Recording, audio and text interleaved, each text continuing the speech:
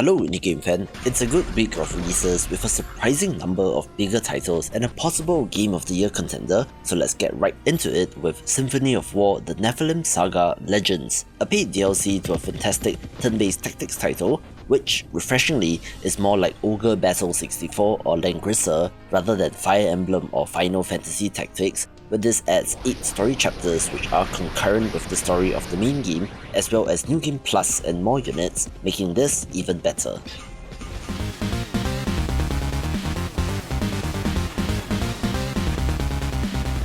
A game which absolutely nailed the throwback look is Prison City, a side-scrolling run-and-gun action title that kind of looks like classic Contra, where you're fighting against techno-terrorists in the city of Detroit, which has been transformed into a mega prison.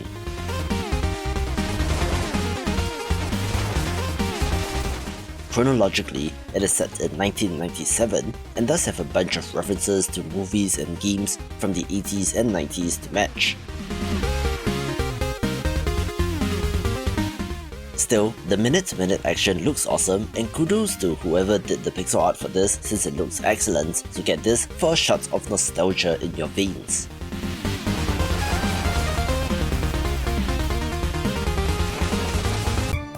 If you're an indie developer and have no idea how to start with marketing your game, get on my mailing list via the link in the description below, where I'll send you some free templates and guides soon.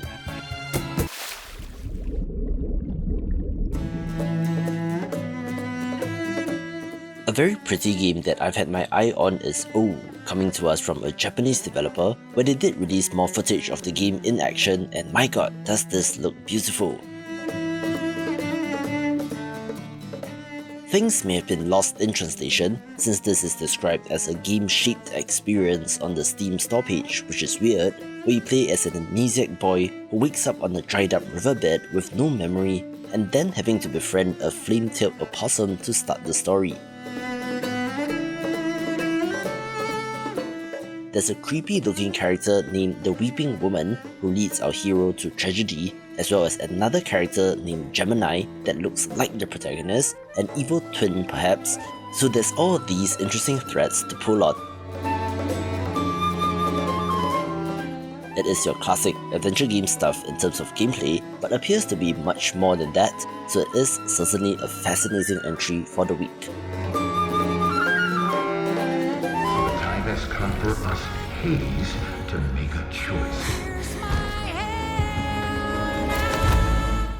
The first game in this franchise was Daymare 1998, which released in 2019, where it has been pretty popular and well received, and where Daymare 1994 Sandcastle is a prequel to that game instead.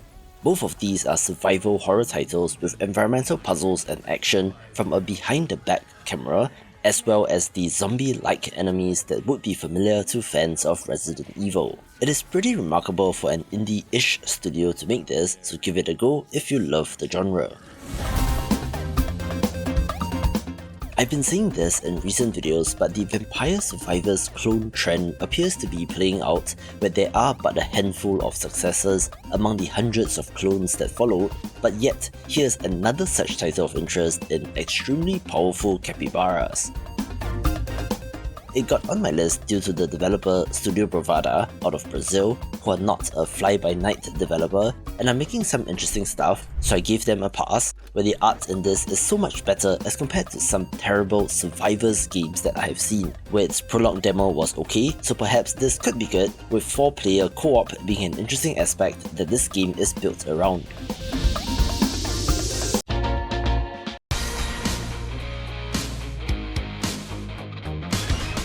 Bigger games begin with Teenage Mutant Ninja Turtles Shredder's Revenge Dimension Shellshock, a paid DLC to an excellent beat-em-up title, adding fan-favourite characters Usagi and Karai, as well as a survival mode framed as the Turtles having to jump through dimensions in order to stop Shredder, and should be good.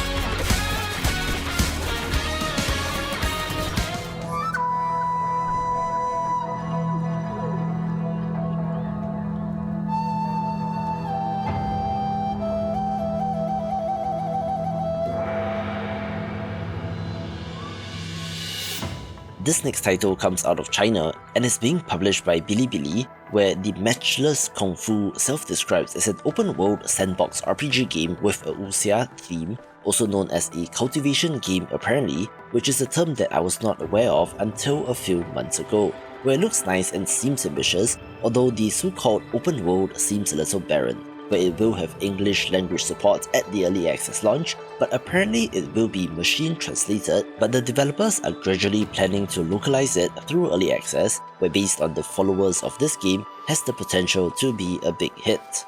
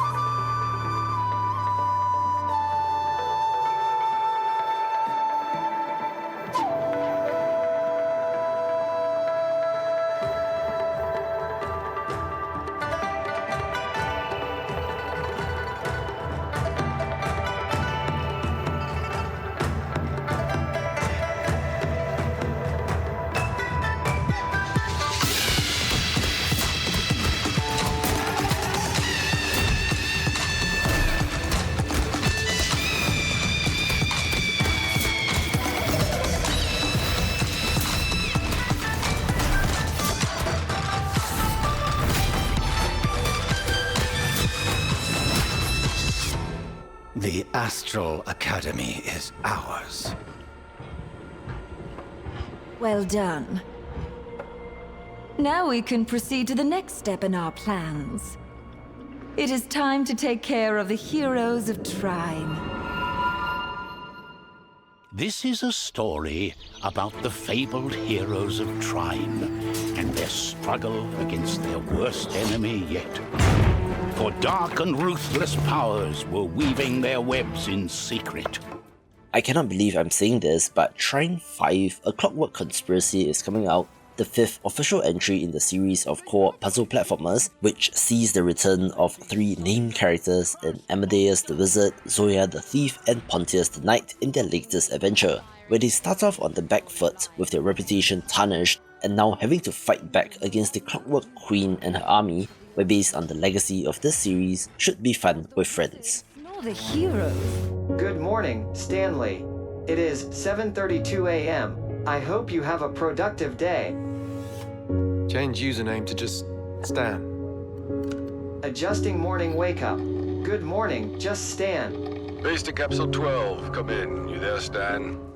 Under the Waves got a showcase spotlight at Gamescom and is being published by Quantic Dream and is formed out of ex-AAA developers, so I think it belongs in this section, where it's an underwater narrative title about a diver and his self-imposed solitude, looking to be a walking sim by another name and might be like Abzu but with more of a narrative. 2 months and 17 days. What sort of operation are they running down here? He shouldn't be here. Someone there? This doesn't make sense. Is someone else down here? No. Stan! Are you there?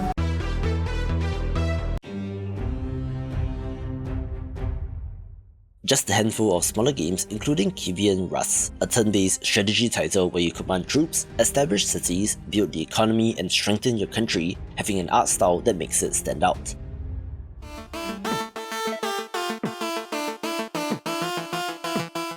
The developer of this game did reach out to me and I wasn't immediately sold since I thought, oh no, not another Tetris clone, but Sandtrix Plus combines the action puzzling that we have come to know and love with particle physics, where you clear piles of sand by having the same colour touch both ends of the screen, looking kind of neat.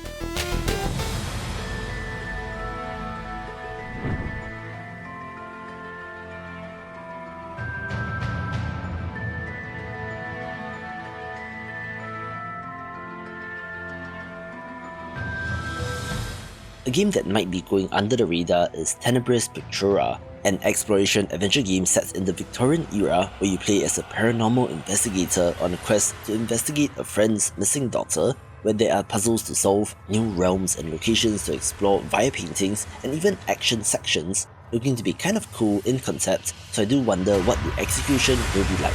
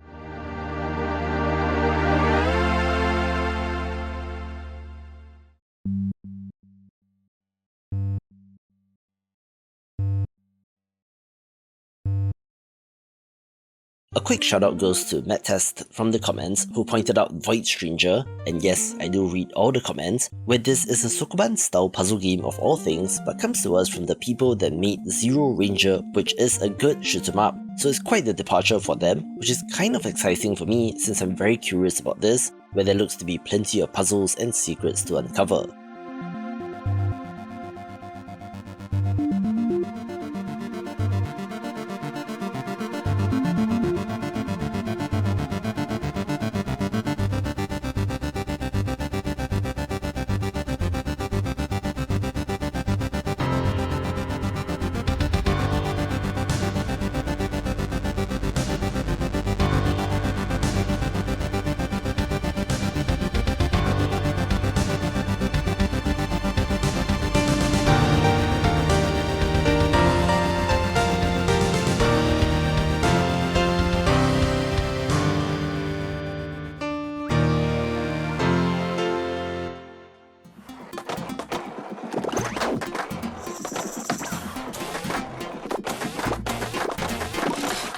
Let's kick off the top 5 with Skater Gator 3D, a 3D platformer with real grinding sections where you are attempting to stop the mayor from polluting the swamp, and you play as a cool alligator, complete with skateboard and backwards cap, where I really do like the cel-shaded look.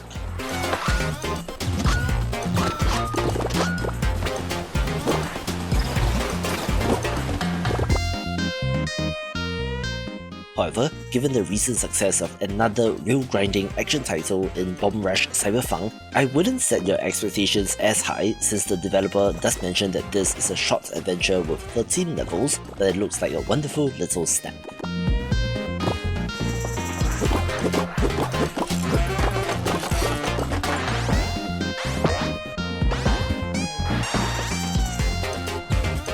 It is the year 1314 of our Emperor, and the conclave nears. The despicable house of Fauntleroy is plotting to steal our title we worked so hard to earn.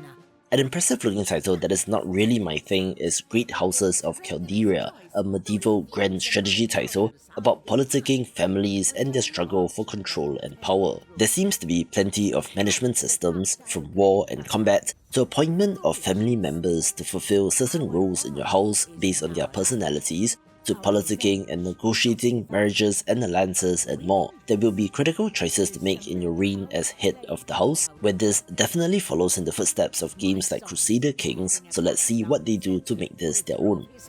And win prestige. We were victorious, but their flanking attacks bombed our farms and cost us more grain. It was worth it. Once the Viceroy approves, we shall have our prize. Hey, if you made it this far, subscribe to my weekly newsletter to keep on top of all things indie games, link in the description below.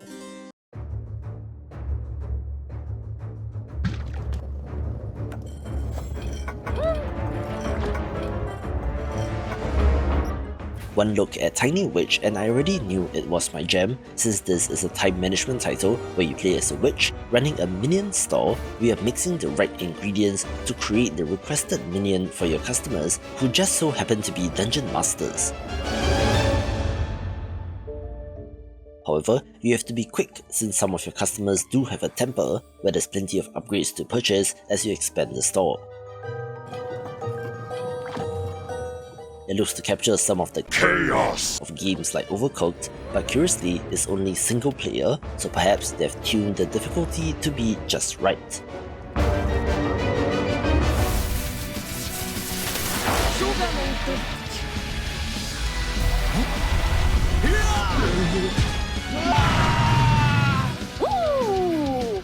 This long in development and hotly anticipated fighting game releases on PC this week, with console releases to follow, where Pocket Bravery has impressed in betas and seems to be an impressive indie fighting game which is not an easy thing to do. From the name, you might have deduced that this draws upon the spirits of the Neo Geo Pocket Color, especially with the character proportions and pixel art, looking to pay tribute to the great games from that console and era. Impressively, rather than 4 or 6 characters to choose from as in a typical indie fighting game, this game has a total of 12 spread across archetypes, so it seems neat for fans of the genre.